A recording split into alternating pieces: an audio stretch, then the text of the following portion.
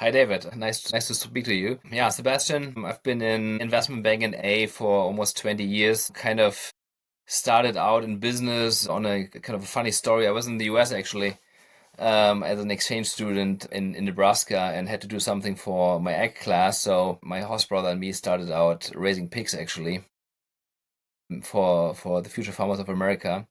And that's how I first got into contact with business. So I started business administration after school in Berlin, joined KPMG, Bearing Point at the time for a short while, and then went into investment banking at IG Investment Banking, also in Berlin, where we did mid-market transactions, M&A, and fundraisings across the board, more or less, German mid-market, but also software and technology companies.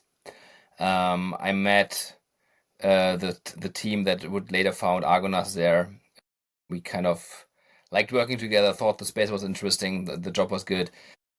The mandates were interesting, so we formed Argonas in I think 2012, and that's where I stayed for 13 years almost until recently when Marcus and I started Frontier Capital, pretty much with the same focus, so providing and fundraising advice to companies, mostly this time in the technology space, so a lot of software, IT services, and a bit of healthcare and life science. Sounds like a fun beginning, looking after pigs and then developing mergers and acquisitions, and then ultimately but they might all be related ultimately in technology. So Yeah, I mean, the pigs had all in it. Yeah, I mean, you had to buy the pigs, you had to buy the corn, you had market prices that were quite fluctuating at the time for both, and at the end of the day, you still had to sell them in the selling barn actually, which also was also based on the market price for pork at the time. So had a lot of elements in it. You had to look into the details. I had to take care of stuff pretty much every day.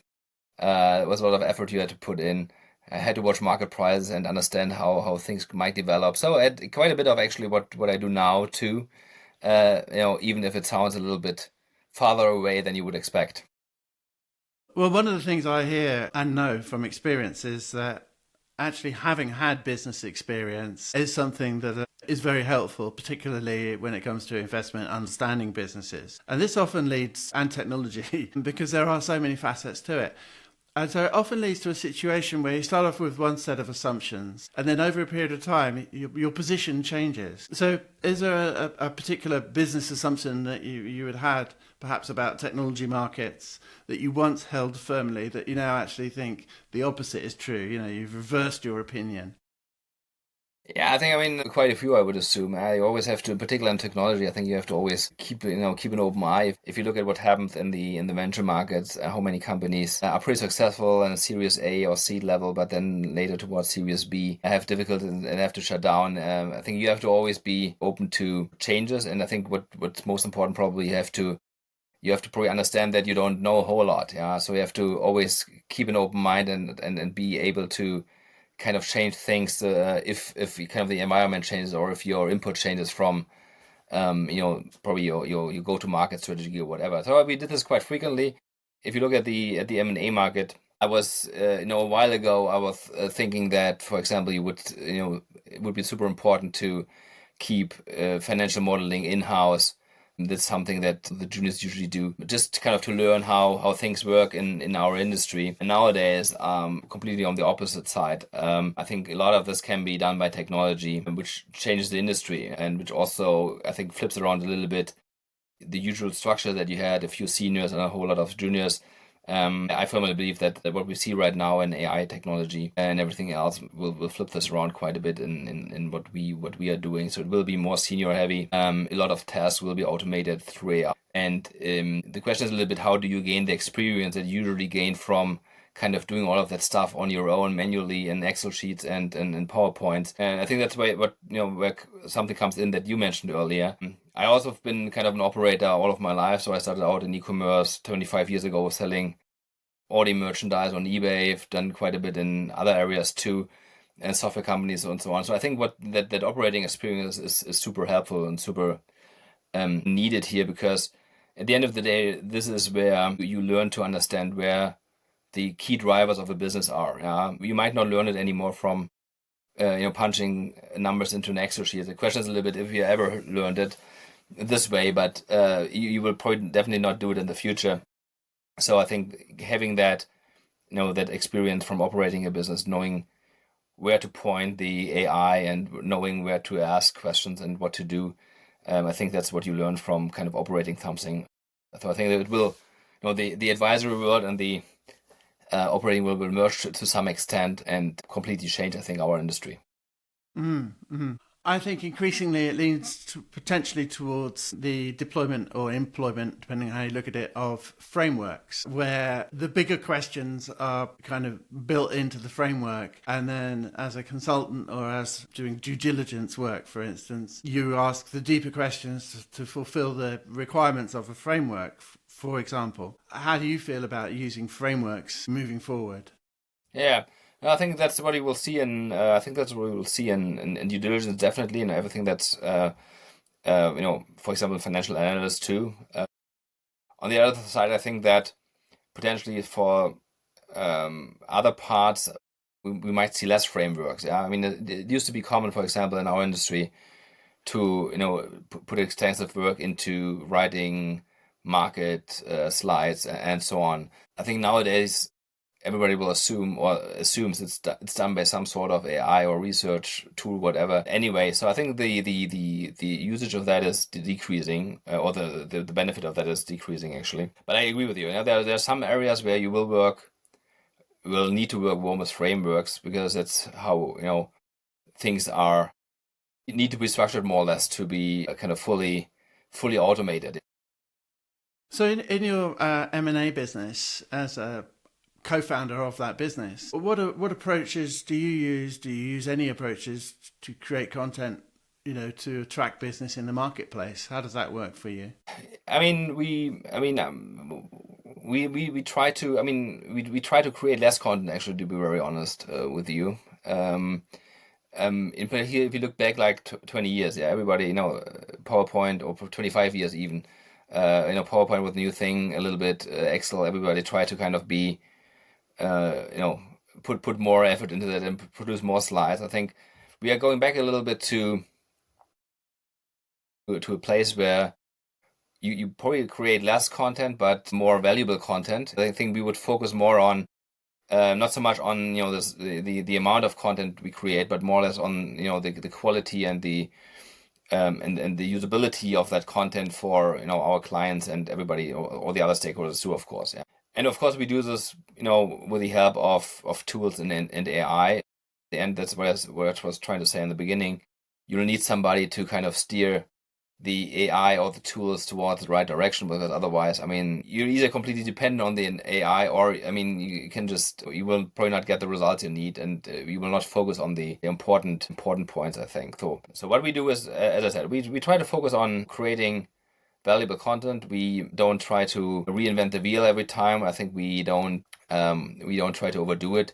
Uh, I think having the experience on what counts, and also deciding about what counts in different situations. Yeah, it's not all it's not a one size fits all. Yeah, it could be different. It can be different for a software company, established software company, but can be completely different for a startup in healthcare, for example. So it's not all the same. There's not like a list of things you just have to work through. I think the valuable part comes from understanding and knowing what is relevant in the specific situation that you're in. So the way I see what you just said is like your marketing activity, your content creation is very, very targeted. So instead of spray and pray, where you just hope, instead of getting just someone maybe from somewhere, instead you have a very focused approach where you target someone who you Yeah. can particularly help. And so you're delivering custom content or information narrowly focused on their specific requirement. Exactly. Yeah. I mean, Yeah. at the end of the day, we are, it's also kind of a business decision, yeah, because at the end of the day, we are usually incentivized heavily on the success of a transaction. So it doesn't help us a lot. It helps us a little, of course. It doesn't help us a lot to just have a mandate. We need to be able to execute it, and we think that you need to understand the market, understand the buyers and the market drivers and so on to be able to do this, and then go take that, put it in a very, as you said, focused approach Don't hide anything in like 50 pages of market report. Just go to the relevant people with the kind of relevant information. That is something that we are, trying for a while now. It kind of works well, I think, because, people also are now able to do understand a little bit more to some extent if you have a real knowledge of it's just something that you kind of put off the internet. So yeah, that's a little bit our approach. Yeah. Okay, fair enough. So, monetization, business modeling. A couple of questions for you here. What revenue? I mean, with the changes, especially that you've outlined and the approach, and like 20 years ago to now, for example, that you've seen over the period of time that you've been in business and in the M&A market and working with technology companies. What revenue streams have surprised you that have performed differently, better or worse, than initially projected? Yeah, it's always difficult to say, in our industry, because it's not so steady. And if you look at the market right now, like 4 weeks ago, everything looked still pretty okayish, and then you have like some macro event like tariffs now in the U.S. or something else. Yeah, it can be the housing crisis, can be somebody raising or lowering rates, can be tariffs now or whatever. So it's very our industry is very difficult to predict in general. I think what surprised me the most when I got into the technology space, that if you look at all of the smaller companies, how quickly they can generate value to some extent, which also generates then kind of income for us on the sell side. Yeah.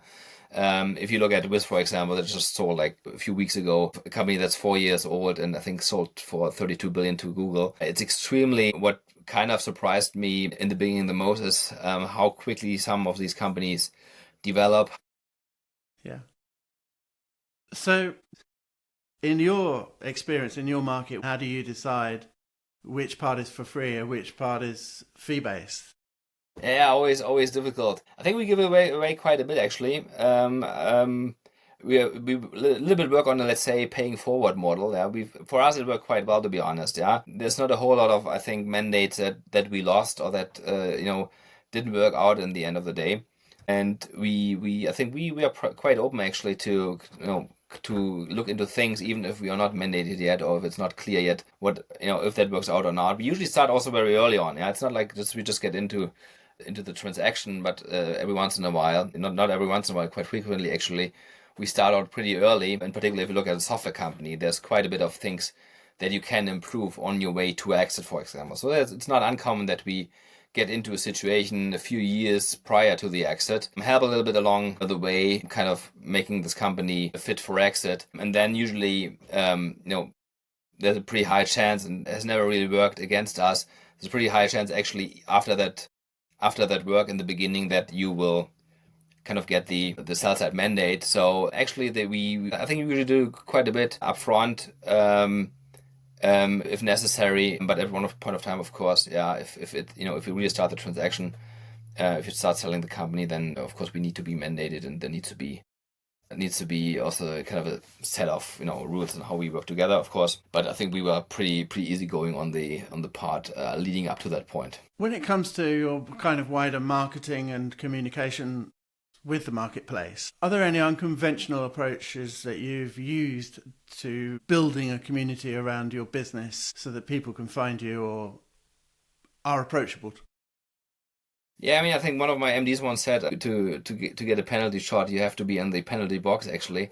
So I think you just have to be out in the market, yeah, and that's what we're trying to do. I mean, it's hard to. You usually don't get approached actively. I mean, unless you work for Goldman or Deutsche Bank or so, which might be different. But if you are a small advisor, usually you don't get approached directly by potential clients. So you have to go out, you have to be there, yeah, and later on there will be an exit or there will be an acquisition, whatever. There will be something, but you have to be there. And I think our approach is to kind of take the time that we save a little bit on all of the other stuff. So on the things that we try to automate and the things where we try to be more targeted. So saving the time of that, let's say, very broad approach. We try to take that time into building relationships early on with companies, with potential founders and so on, and then kind of be there once there is something that we can then help on a, let's say, more formal advisory way. So it sounds like you take a strategic approach. You make a there's a decision process that you would go through to decide like who's in, who you should work with, and Yeah. perhaps who you shouldn't. Is there a specific framework, or how do you make that decision? How do you decide which projects to entertain and which ones to maybe pass on? Yeah, I mean, we work quite a bit like a fund actually. Also being advisors, we look at, in particular in the technology space, we look at a lot of situations, and then more or less like a fund kind of try to decide on the basis of where would we put our own money into. So that's a little bit our kind of key question there that we ask ourselves is, is that something that if we would have like 1 million or 2 million to invest, is that something where we would put our money into? That's kind of the main question. And of course, this kind of breaks down into a more detailed question. And one of the key things in technology is usually the team. As we just discussed earlier, in your journey, there will be changes and nothing plays out the way you thought it would play out in the pre-seed round, for example. Yeah, there will be changes to the market. There will be new competitors. You need to pivot. You need to, change the product. You need to change potentially your approach to the market and so on. And I think that's the most important part to always have a team there that we believe has the openness and quality in general to do this if it's necessary. Yeah. So that's of course the most important part. Of course, we also look into, okay, how did the company develop over time? Is there some product market fit already? How did the revenues develop? What's the competitive situation? But in particular in the beginning, and if it's a technology company, we look a lot into how much trust we can put into that team. Well, Sebastian, that's very insightful. Thank you very much for your time. It's been a pleasure talking to you this afternoon, and thank you once again. I look forward to talking to you again at some point in the future, probably in the short term, medium term horizon, to hear more about progress of your business and how things are going. Thanks for having me, David.